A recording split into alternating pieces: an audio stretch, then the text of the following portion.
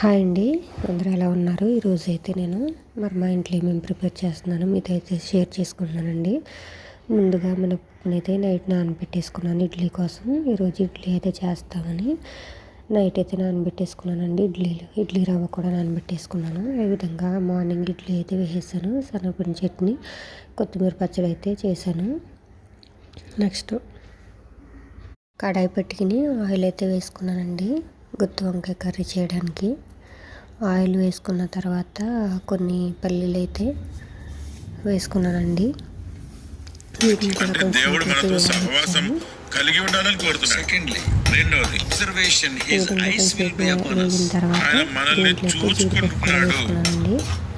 His eyes నే నీవు లేచి ముందుకు వెళ్ళమంటున్నాడు. What God is telling. దేవుడు ఏమంటే his precious name we pray. Yesu Kristu వారి ప్రశస్తమైన నామములో ప్రార్థిస్తున్నాము తండ్రి. దాంట్లో నేను వంకాయలు అయితే నేను కట్ చేసుకుని పెట్టుకున్నాను. ఆ వంకాయలను అయితే నేనైతే ఇలా ఫ్రై చేస్తున్నానండి. కొంతమంది అయితే మసాలా చేసి వాటిని వంకాయల్లో పెట్టి అలా చేస్తారు. నేనైతే ఈ విధంగా ట్రై చేశాను. మీకు కనుక నచ్చితే మీరు కూడా ట్రై చేయండి. అంటే వంకాయలను ఫ్రై చేయడం వల్ల తొందరగా ఉడుకుతాయి అనేసి నేనైతే ఇలా చేస్తున్నాను అనమాట. మీకు ఈ విధంగా నచ్చితే ఈ విధంగా ట్రై చేయండి. నేనైతే వంకాయలని ఈ విధంగా అయితే మొత్తం అన్నీ కూడా ఆయిల్ అయితే ఫ్రై చేసేసుకుంటున్నాను.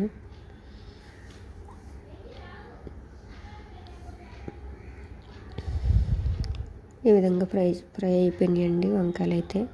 ఇటువైపు తిప్పుకుంటా ఫ్రై చేసుకుంటే తొందరగా ఫ్రై అయిపోతాయి. దీనివల్ల కూర కూడా తొందరగా అనేది అయిపోతుంది అనమాట. ఈ విధంగా అయితే నేనైతే వేయించుకుంటున్నాను. ఓ పక్కన మసాలా అయితే ప్రిపేర్ చేసుకుంటున్నానండి. దీంట్లో ఏమేమి వేసానంటే పల్లీలు జీడిపప్పు అయితే ఫ్రై చేసుకున్నాను కదా, వాటితో పాటు అల్లం వెల్లుల్లి కూడా వేసాను. నెక్స్ట్ గరం మసాలా, చికెన్ మసాలా వేసానండి కొంచెం డిఫరెంట్గా చేద్దామని. అదైతే నేనైతే పేస్ట్ చేసుకుని పక్కనైతే పెట్టేసుకున్నాను. ఇప్పుడు వంకాయలు కూడా మగ్గిపోయినాయి కదా, వాటిని అయితే తీసేసుకుంటున్నాను. ఈ విధంగా తీసుకున్న తర్వాత దీంట్లో అయితే ఉల్లిపాయలు అయితే యాడ్ చేసేసానండి. ఉల్లిపాయలను అయితే కొంతమంది పేస్ట్ చేసుకుంటారు. నేనైతే పేస్ట్ చేయలేదు. నేను కట్ చేసిన ఉల్లిపాయలను అయితే ఇలా వేయిస్తున్నానండి. ఉల్లిపాయ పచ్చిమిరపకాయ కూడా వేయించేసుకోవాలి.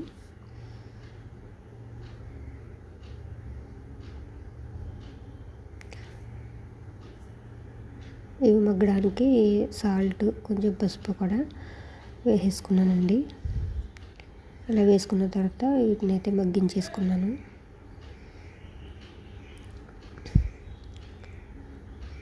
ఈ విధంగా కొంతసేపు అలా తిప్పుతూ ఉంటే ఉల్లిపాయలు అనేవి ఫ్రై అయిపోతాయండి. కొంతసేపు మూత పెట్టి మగ్గించుకున్నాను. ఈ విధంగా ఫ్రై అయిన తర్వాత నేనైతే టమాటా కూడా యాడ్ చేసానండి. కొంతమంది టమాటా కూడా పేస్ట్ కింద చేసుకుని వేసుకుంటారు. నేనైతే ముక్కల కింద వేసాను. మీకు అలా నచ్చితే అలా చేసుకోండి. ఈ విధంగా అయితే ఉల్లిపాయలు టమాటాలు అయితే నేనైతే మగ్గించేసుకుంటున్నాను. ఈ విధంగా దగ్గరికి వచ్చిన తర్వాత బాగా టమాటా అయితే మగ్గిపోతుంది. ఇప్పుడైతే మనం మసాలా పేస్ట్ అయితే చేసుకున్నాం కదా, అల్లం వెల్లుల్లి, జీడిపప్పు, నెక్స్ట్ పల్లీలు. నేను చెక్క, లవంగం వేయలేదండి. గరం మసాలా, చికెన్ మసాలా పౌడర్స్ అయితే వేసాను దీంట్లో. ఒకసారి ఇలా కూడా ట్రై చేయొచ్చా అని చూసాను అనమాట. ఈ విధంగా నూనె పైకి తేలేదాకా అయితే వేగించేసుకున్నాను మసాలాని. నెక్స్ట్ కారం వేసుకున్నాను. కారము కొంచెం ఎక్కువ కావాల్సిన వాళ్ళు ఎక్కువ కూడా వేసుకోండి. నేనైతే 1 స్పూన్ వేసాను. మీరు కావాలితే 2 స్పూన్లు వేసుకోండి. బాగా కలిపేసుకున్న తర్వాత మనమైతే మూత పెట్టేసుకుందాం. కొంచెంసేపు వేగనిద్దాం మసాలాని. ఈ విధంగా మసాలా వేగిన తర్వాత ఫ్రై చేసుకున్న వంకాయలు ఉన్నాయి కదా, వాటిని అయితే నేనైతే వేసేసాను. వేసేసి ఒకసారి తిప్పేసానండి. తిప్పిన తర్వాత వాటర్ అయితే వేసేసుకున్నాను. ఈ విధంగా వాటర్ అయితే వేసేసిన తర్వాత కొంచెం చింతపండు కూడా నేనైతే చింతపండు వాటర్ అయితే కొద్దిగా వేసుకున్నానండి. చాలా తక్కువే వేసాను, అంటే మరీ పుల్లగా ఉన్న గుత్తి వంకాయ కర్రీ బాగోదు కదా అని నేనైతే తక్కువ వేసానండి. ఈ విధంగా వేసుకుని ఒకసారి సాల్ట్ అయితే చూసుకోండి, సరిపోకపోతే కొంచెం ఈ స్టేజ్లో అయితే వేసేసుకోండి.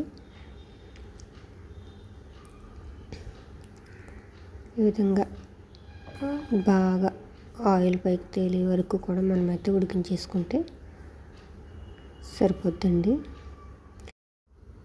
అంతేనండి, ఎంతో టేస్టీగా ఉండే మరి గుత్తి వంకాయ కర్రీ అయితే రెడీ అయిపోయింది.